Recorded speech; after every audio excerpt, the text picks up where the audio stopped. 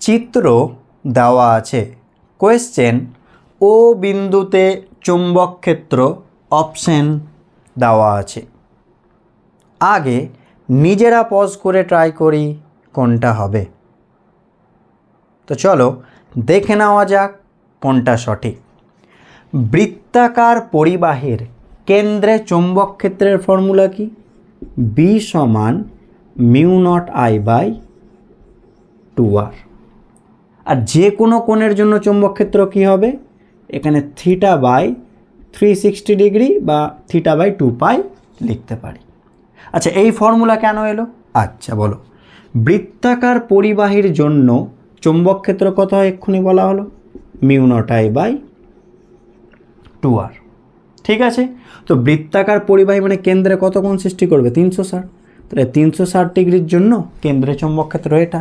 তাহলে 1 ডিগ্রির জন্য চৌম্বক ক্ষেত্র কত হবে? Mu naught I by 2r 1/360 degree. হ্যাঁ কি না? তাহলে থিটা কোণের জন্য চৌম্বক ক্ষেত্র কত হবে?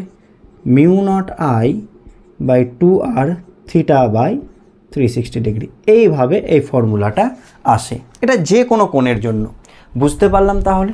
আচ্ছা, এবার দেখো, এটাকে আমরা এইভাবেও বলতে পারি। তাহলে এখানে 360 বসাও, তাহলে পূর্ণবৃত্ত, তাহলে পূর্ণবৃত্তের জন্য mu naught I by 2r হয়ে গেল।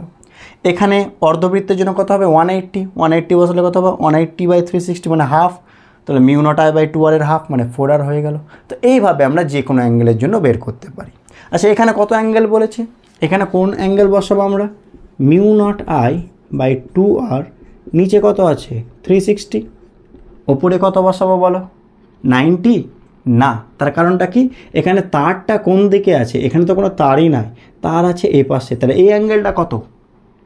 টোটালটা 360, এটা 90, তাহলে বাকিটা কত হবে? 270। চলো 90 দিয়ে যদি আমরা গুণ করে দিই কত হবে? এটা 4 হবে আর এটা 3। তাহলে আনসার কত হলো?